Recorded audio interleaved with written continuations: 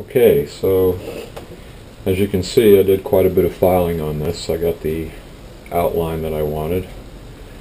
Got a lot more work to do down here in the handle area, but now I'm kind of onto the blade.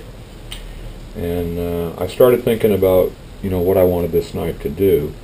And basically I want it to be a camping knife. So in order to be a good camping knife, it needs to be strong. It needs to be able to chop wood. It also needs to be able to skin game. So to that end, we have to start thinking about the bevels we're going to put in here. Now there's going to be 3 bevels in here. There's going to be a flat one here on the top, the uppermost part of the blade area, and that's going to give it its strength. But in the center part, the center bevel, the largest bevel, we're going to take a lot of this meat out of here. Now this blade, remember, is 3/16 inch thick. So we couldn't leave it that width, because if you tried to saw through a piece of wood, or you tried to skin some game through it, cut through some meat, anything like that, it's just too fat. It just won't go through. So in order to be a good wood cutter, wood chopper, and a skinner, a lot of that meat's got to come out of the center. So we'll taper this down. We'll start up here thicker, then thinner, thinner, thinner as we come down. The 3rd bevel on the blade will be the cutting edge. Now, problem is, to make all those bevels or those angles work in harmony, it takes trigonometry. But when they were teaching me trigonometry in school, I was paying a little bit too much attention to little Susie that was sitting in front of me, so I didn't quite get it. But I think I got it figured out, so we're just going to go with what I know. Okay, now, if you make a lot of knives, I'd imagine you could just eyeball this, and you could file in, you could clamp this down, make a little jig out of some wood, and file this bevel in without too much trouble, except it's a lot of work. But what I'm going to do is I'm going to use my belt grinder to put that center bevel in. Problem with that is, how do I hold that angle, across the face of the blade without it deviating? So I thought about that for a while, and what I came up with was I built myself a jig.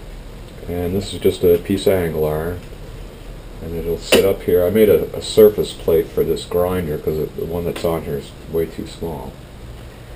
But what I can do with this jig is I can clamp the blade to the back side like that, and I drilled 3 5/16 inch holes in here, and I threaded them so that I could take these 3 5/16 inch bolts, and by just screwing them down through the threaded holes, I can raise the angle of the angle iron to whatever angle that I want to put into the blade. And then I should be able to hold that constant angle as I slide this back and forth across the belt grinder.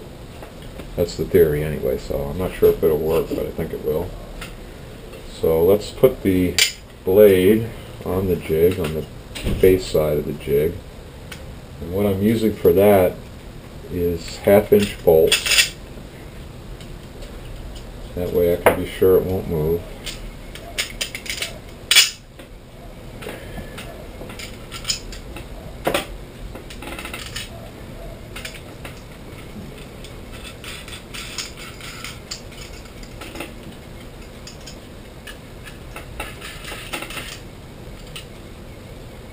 And we'll tighten those down.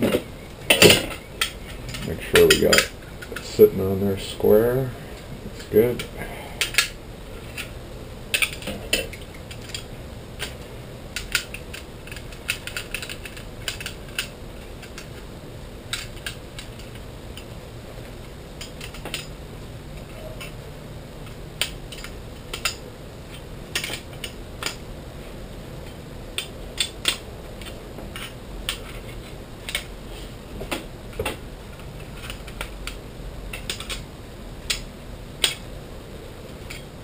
Okay, got that on there now. It's squared up with the top of the jig, or the bottom actually. And what I did with these is I threaded them so that I could move them up and down to change this angle, but I also put nuts on it that'll act like locking nuts. And if you just run these down and tighten them up, then it'll keep the bolts from turning and that angle will always stay constant.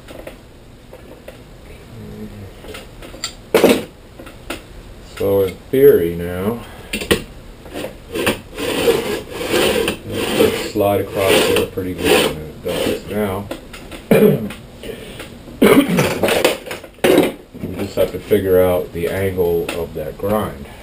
So, I looked it up, I researched it a little bit, and I see that those angles are kind of all over the place, so I'm just going to kind of go with my own gut feeling here. And I think an angle of anywhere between 10 and 12 degrees would be a good place to start. Right now, let's see, it's sitting at 5, so we'll raise this up.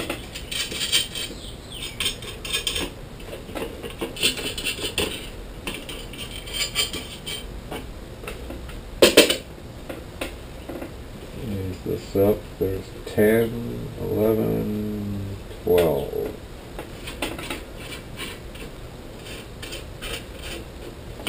Check this other side, and it's 12. Okay.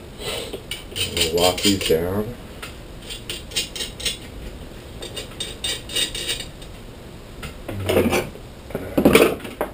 Tighten the lock nuts.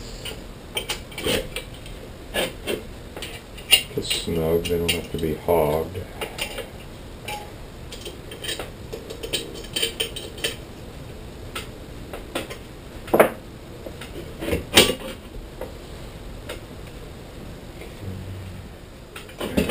Again, just snug. Check it.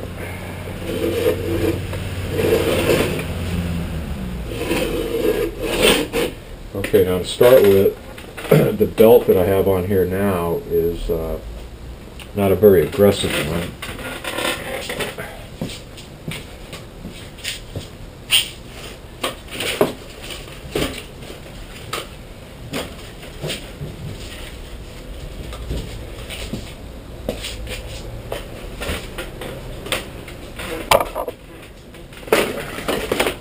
Got a couple of different grits here. I've got this one that's 40 grit.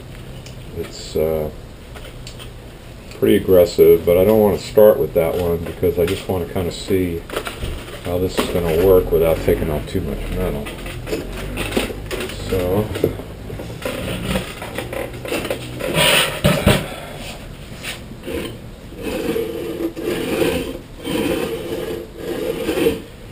okay, this should be pretty time consuming. It'll probably take a couple hours.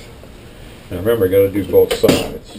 I'm going to put you know, half the grind on this side, half the grind on the other side of the blade. So this will only be the half of it.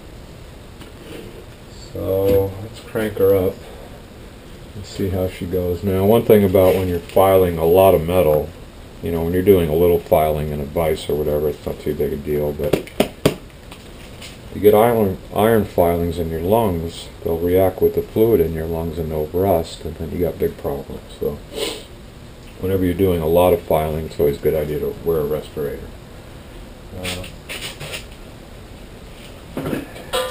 Just gonna clean that out.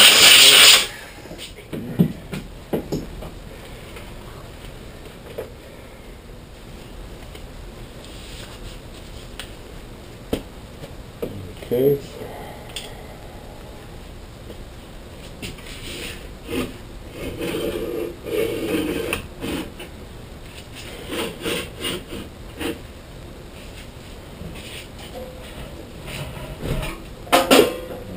Here we go.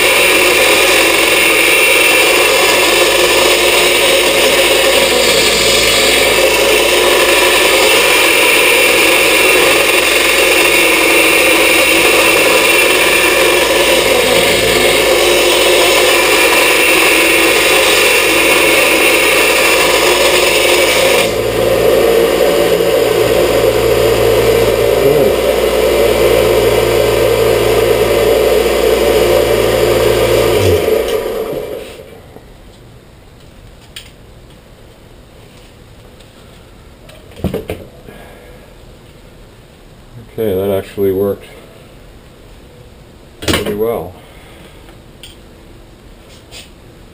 As you can see, we're starting to get that bevel on there that we want. It's going to take quite a bit more grinding. That actually went a little faster than I thought it was going to go. Now, I actually should make a line down the center here, and I'll probably do that before I do any more grinding, so that I don't go past the center part of this bottom part of the blade, or else the whole thing will be off center. So, pretty happy with that.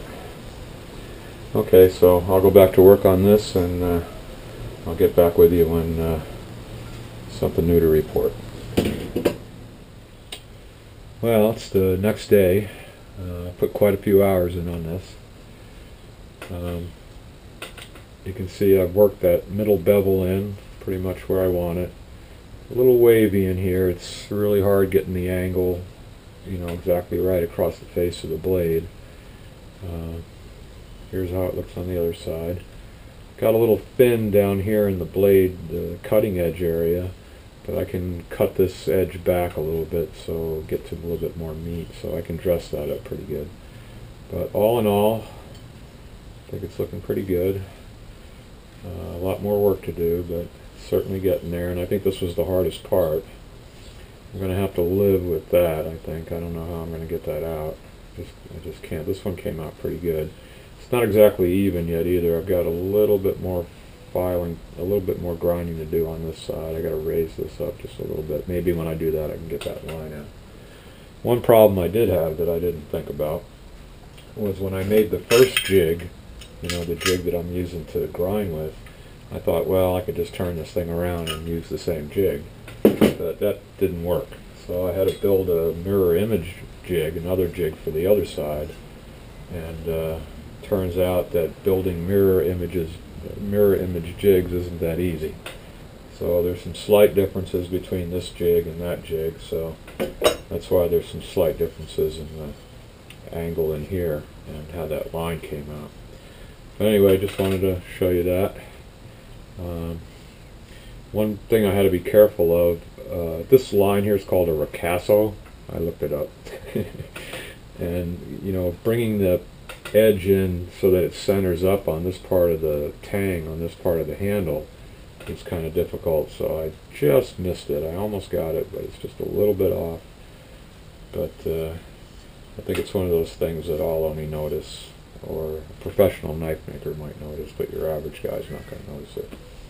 I bet every time Leonardo da Vinci walks past the Mona Lisa, he looks at it and he goes, oh, I messed it up right there. Oh, I messed it up right over here. But nobody else notices it, so I guess that's okay. Alright, so next thing I'm going to do is I'm going to bring this edge up a little bit higher here, this angle, and then dress out the edge, and then clean up around the edges, get all this nice and round in here, smooth these out, and then we'll start making the handle, and we'll go from there.